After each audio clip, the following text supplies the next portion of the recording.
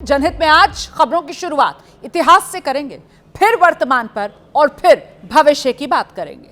इतिहास को कभी कभी कुरेद लेना चाहिए, उससे वर्तमान की धुन छट जाती है और जो भविष्य की तस्वीर है वो और साफ हो जाती है। पूर्व गृह मंत्री पी चिदम्बरम के एबीपी न्यूज को दिए एक इंटरव्यू के बाद देश में चर्चा गर्म है कि 2014 के बाद वाली सरकार ज्यादा सीना तान कर चलती है या 2014 से पहले वाली। पाकिस्तान को पीटने की अगर ठान ले तो फिर पीट कर ही छोड़े। ये दम मोदी सरकार में ही है या फिर 2014 से पहले की सरकार भी इतना ही दमखम रखती थी। दुनिया के किसी भी सुपर पावर के दबाव को ठेंगे पर रखने का दम क्या मोदी सरकार में ही है या पहले की सरकारों में भी ये दमखम था। दो तस्वीरें मैं आपके सामने रखने जा रही हूं। पहली है 22 अप्रैल 2025 की, जब पहलगाम में पाकिस्तान के आतंकवादियों ने हमला किया और 26 हिंदुओं को उनका धर्म पूछकर सीधे उनके सिर पर गोलियां मार दी। दूसरी तस्वीर 26/11 यानी 26 नवंबर 2008 की है, जब पाकिस्तानी आतंकवादी समंदर के रास्ते मुंबई पहुंचे थे, होटल ताज समेत कई जगहों पर हमले किए थे। इन हमलों में 166 लोगों की जान गई थी। पहलगाम का बदला भारत ने ऑपरेशन सिंदूर लॉन्च करके लिया। 6 और 7 मई की रात से 9 और 10 मई की रात तक क्या कुछ हुआ था आपको पता है। गिनती भी जानते हैं आप, पाकिस्तान के कितने आतंकवादी अड्डे, कितने सैन्य अड्डे और एयरबेस हमारे भारतीय सेना ने सिर्फ 4 दिन के भीतर भीतर मिट्टी में मिलाकर रख दिए थे। लेकिन बात आती है कि भारत ने यही एक्शन पाकिस्तान पर 26/11 के बाद क्यों नहीं लिया था। सेना तो तब भी बड़ी ताकतवर थी, तो फिर बहावलपुर या मुरित्के में कोई मिसाइल तब क्यों नहीं दागी गई? क्यों जम्मू कश्मीर, पंजाब, राजस्थान या फिर कच्छ बॉर्डर से 4 कदम आगे नहीं बढ़ा गया? क्या सिर्फ इसलिए कि अमेरिका ने रोक दिया था या पूरी दुनिया का दबाव था? क्या अमेरिका ने कहा था कि 26/11 पर और 166 मौतों पर सारा गुस्सा आप घोल कर पी जाइए, लेकिन पाकिस्तान का मुंह आप नहीं तोड़ेंगे? क्या उसी के दबाव में पाकिस्तान की जान बख्श दी गई थी? क्योंकि यह देश के तत्कालीन गृह मंत्री पी चिदम्बरम का ही बयान है कि तब यूपीए सरकार पर अमेरिका ने दबाव डाला था। चिदम्बरम ने 26/11 के आतंकी हमले के पूरे 17 साल बाद एबीपी न्यूज को दिए इंटरव्यू में कबूला कि यूपीए सरकार पाकिस्तान पर कार्रवाई करना चाहती थी, लेकिन रुकने का दबाव था। Crossed my mind that we should do some act of retribution. It crossed your mind? Yeah, it crossed my mind. Okay. I did discuss it with the Prime Minister and other people who mattered. Yes. And apparently the Prime Minister had discussed this even when the attack was going on, largely influenced by the MEA and the IFS, that we should not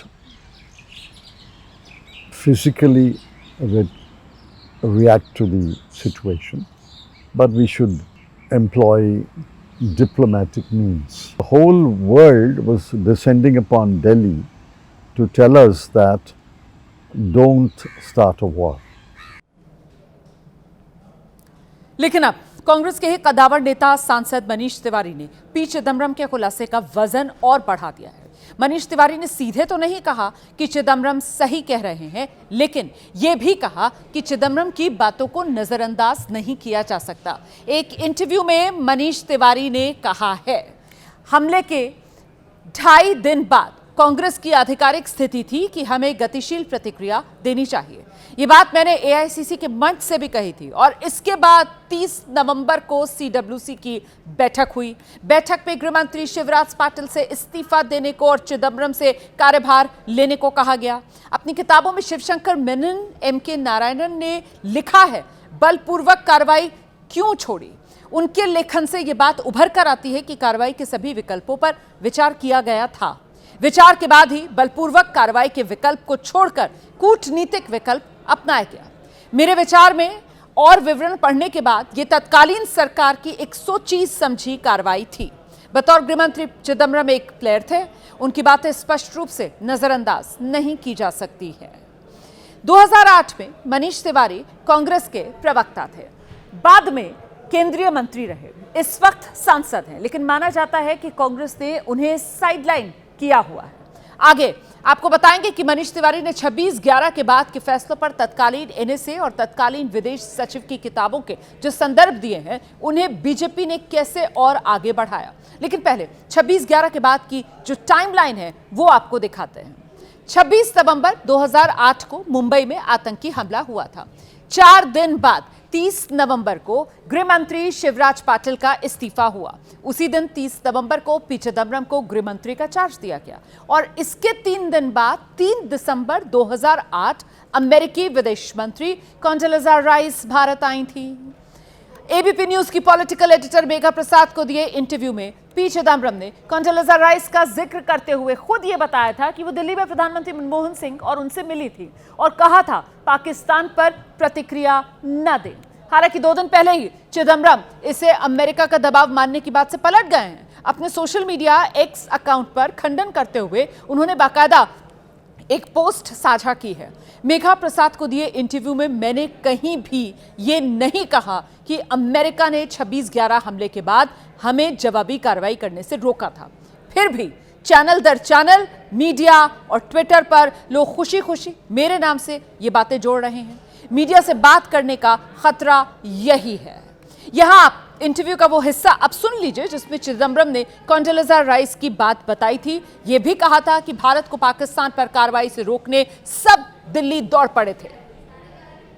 For example, Condoleezza Rice, Yeah. who was the then Secretary of State, flew in 2 days or 3 days after I took over to meet me and the Prime Minister and to say, please don't react.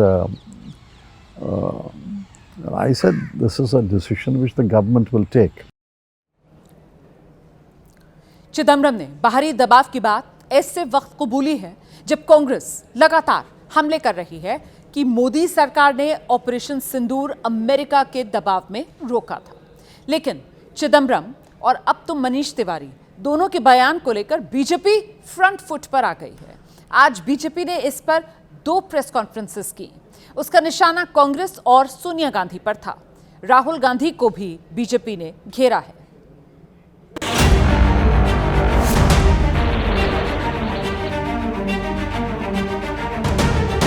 यह निर्णय गैर कानूनी तरीके से और unconstitutional तरीके से सोनिया गांधी जी ने लिया होगा एंड सोनिया मैडम ने ही डिक्टेट किया होगा मनमोहन सिंह को।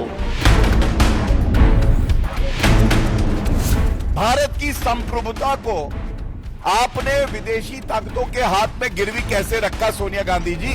भारतवर्ष जिसमें अदम्य साहस, अदम्य शौर्य है, उसके बावजूद भी सोनिया जी ने हिंदुस्तान को झुकाने का काम किया और पाकिस्तान को पनाह दिया। 26/11 आतंकी हमले के बाद राहुल गांधी नाच गाना डांस कर रहे थे सुबह 4-5 बजे तक। एक तरफ मोदी जी ने कहा है कि सौगंध मुझे इस मिट्टी की, मैं देश नहीं झुकने दूंगा। दूसरी तरफ सोनिया जी का यह मानना था, सौगंध मुझे उस विदेश का, मैं देश नहीं उठने दूंगा। तो ये बीजेपी के हमले आपने देखे। कांग्रेस का संकट ये है, चिदम्बरम पर पूरी पार्टी चुप्पी ओढ़कर बैठ गई है।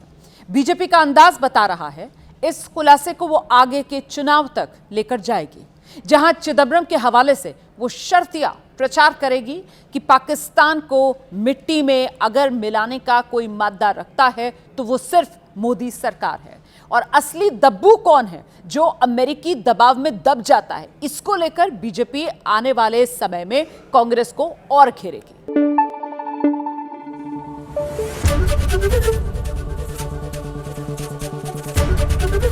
एबीपी न्यूज आपको रखे आगे।